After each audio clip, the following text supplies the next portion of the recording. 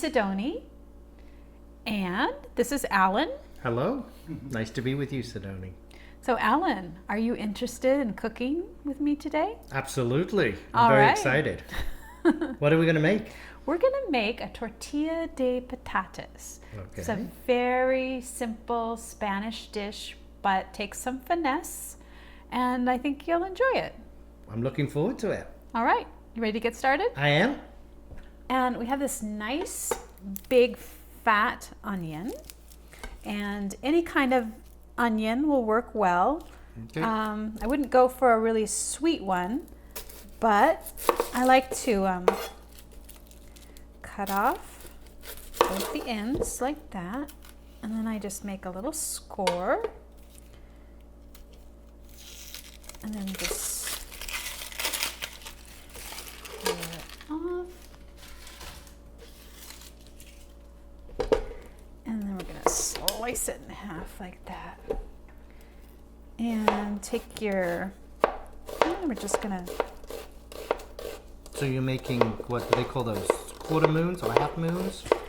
yeah, I kind of think of it as a stir fry kind of way. The main thing is to hold your onion with your claw. You get your claw and put it right in there, and then just gradually move it back. And then when you get to this point, just flip it over. So you're always keeping your fingers out of the way, but you're letting everything help you. And then for this recipe, we're going to make sure that these ends are. What's nice with the tortilla is to have the onions a little on the big side, because then when you're eating it, you get that nice caramelized piece. You know, that they aren't really small. Okay. So I've had this pan heating here for about 10 minutes, and we're going to take a third of a cup of olive oil.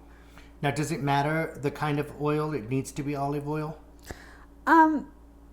Traditionally, it is olive oil, and I would say yes, olive oil is what you want to use for this. Okay.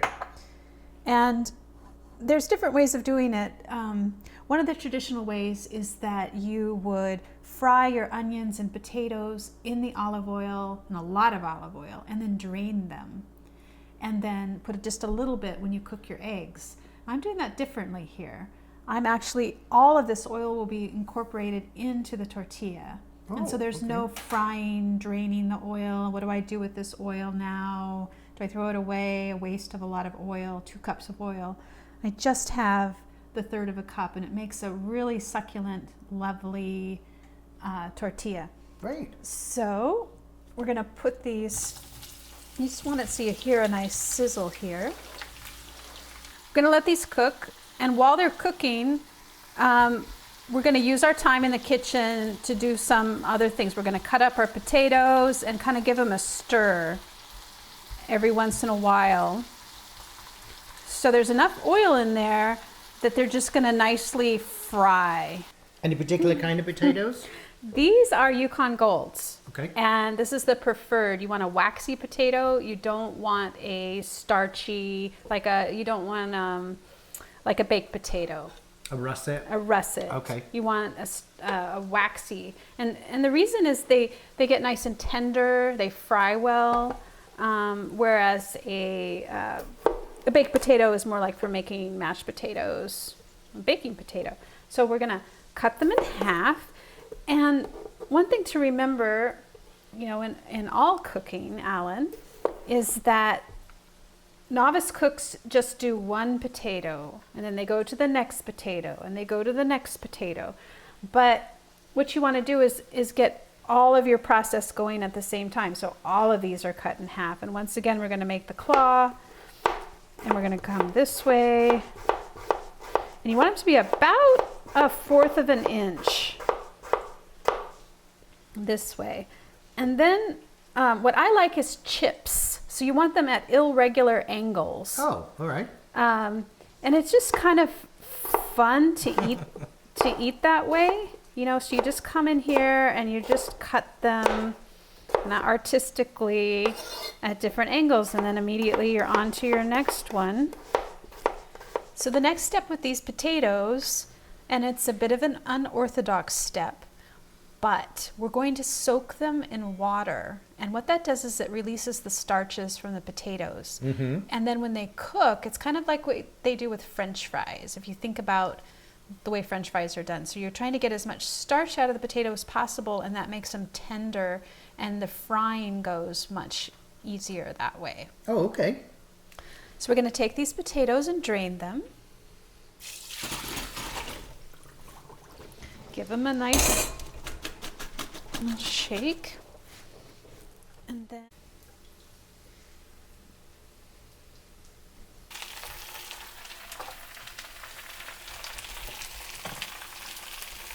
That's a healthy sound. Crackling, popping. so we've got our potatoes in. Alan, you want to hand me the salt? Sure. And I'm using a flaked salt. It's very nice with this. And we're just going to sprinkle. Is that a sea salt or a kosher salt? It's a sea salt, but it's a flake salt. It's got a very nice taste. I believe it's a Malden. Ah, okay. So the next trick here is to put a lid on. Can you hand me that lid? Sure. There we go. And we're just we've turned the temperature down, and we are going to let those cook with the lid on for 5 minutes. And it's just to make the potato tender and give it a head start on the frying. Okay. All right, so while we're waiting, we're going to put our eggs in. And look at these. I just have to remark on the color of This beautiful. these eggs. They're Look at just beautiful. This one.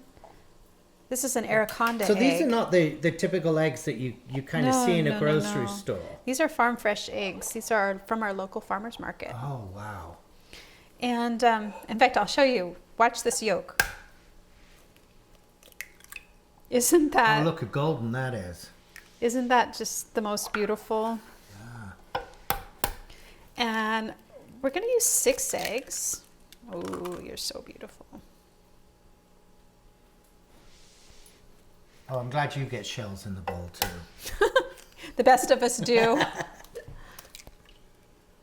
So the shell coating doesn't Look at that. affect the egg at all. I mean, it's just like people, we come in all different shapes and sizes and colors, correct? No, it's what the chicken eats. It's what the hen is eating that affects the egg. And it's really not the outside at all. Although, I read the other day that you should buy brown eggs if you have the opportunity, because it keeps the breed alive that lays the brown eggs. Otherwise, we have a mono diversity of chickens just laying the white eggs. Oh, okay. That's good to know. So we want to just whip these. You're not going to use a whisk, just use a fork. And we're just going to do them enough to bring them together. Just about like that. And then we're going to help the proteins in the egg. So we'll have a nice tender egg by salting them now. And I just kind of eyeball, it's about a pinch per egg that you want.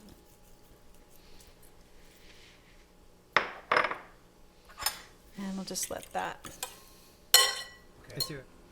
Okay, so we've let these potatoes steam for the 5 minutes. Oh, the smell is incredible.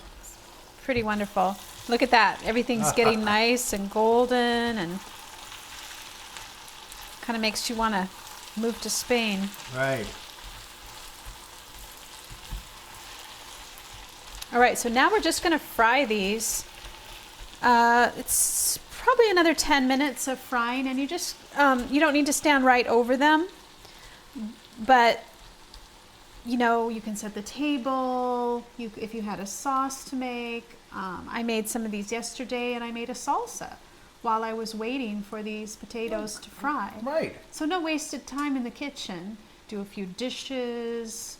You know, there's always something to do. Put away, get ready. And they're pretty much going to take care of themselves. They're going to take care of themselves. Every once in a while, I'm going to actually, if you want to turn that heat back up for me Sure. to 350, so a medium high, and we're just going to let them get nice and crispy.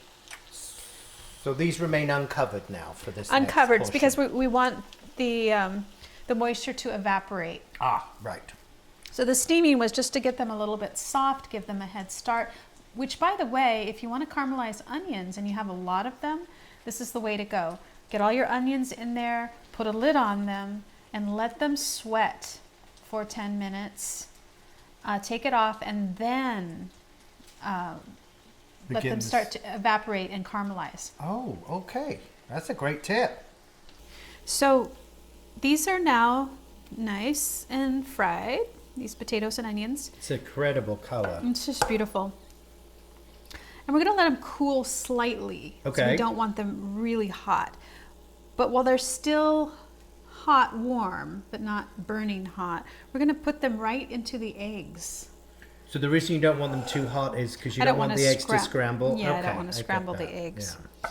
But all of the oil, all of the potatoes, and we'll just do it a little at a time here, just so we don't overwhelm them with heat. And what this does is it allows the flavors of the potatoes and the caramelization to penetrate the eggs. And then it allows the eggs to pre-cook a little bit. So 2 things at the same time. So we're just gonna make sure that egg gets in there. Cover everybody up. And this step, you don't want to skip any of these steps, because this is where the flavor is developed. This is going to basically infuse the eggs with all that caramelized onion flavor. So look how nice and thick. That's great consistency. Yeah. So that's worth that wait. So we've got this pan up now to about medium high, about 400 degrees. And it's gonna, there's enough oil left over in there. We're just gonna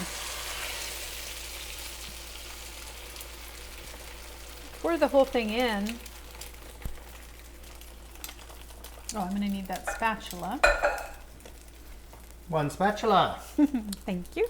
And you can look how the edges are just immediately coming up here. You're gonna let that. Just like an omelette. Just like an omelet. Just kind of the Italian equivalent would be the frittata. Okay. The Spanish, the tortilla. The French, the omelet. And the Persian, the cuckoo. The cuckoo. Okay, so it's been about a minute, and we're gonna turn this down to about 300.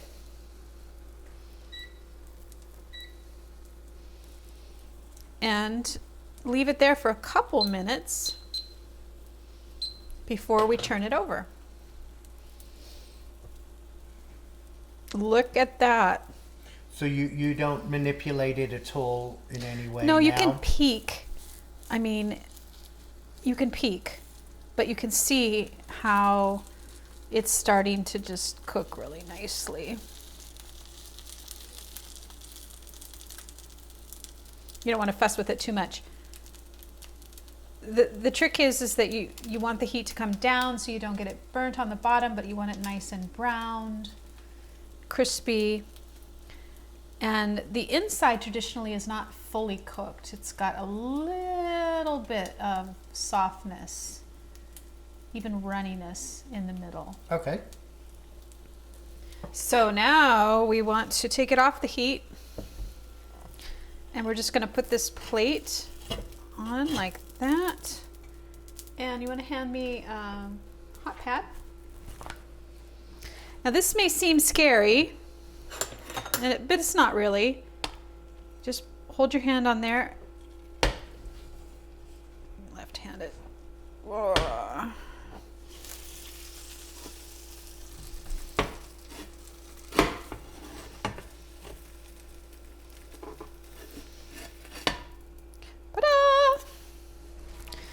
Got a little bit done on that side.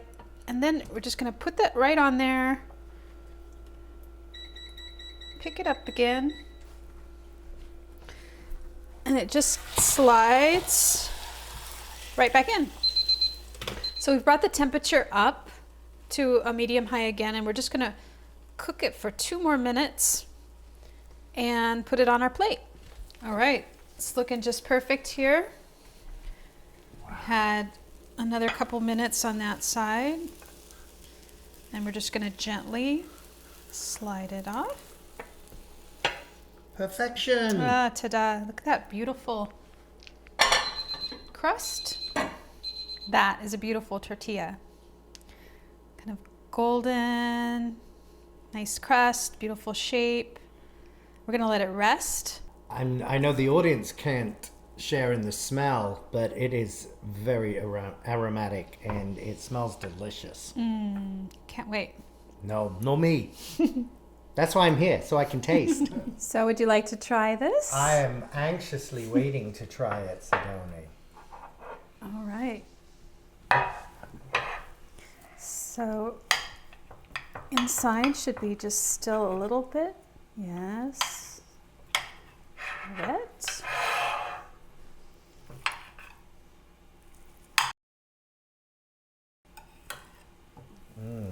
Thank you.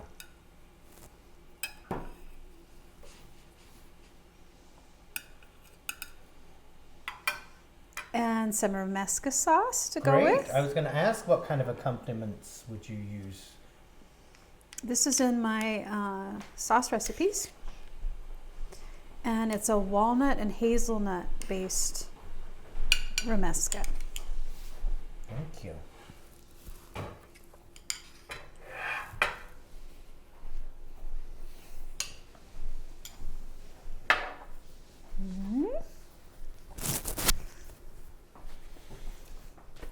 So, what do the Spanish say? I don't know.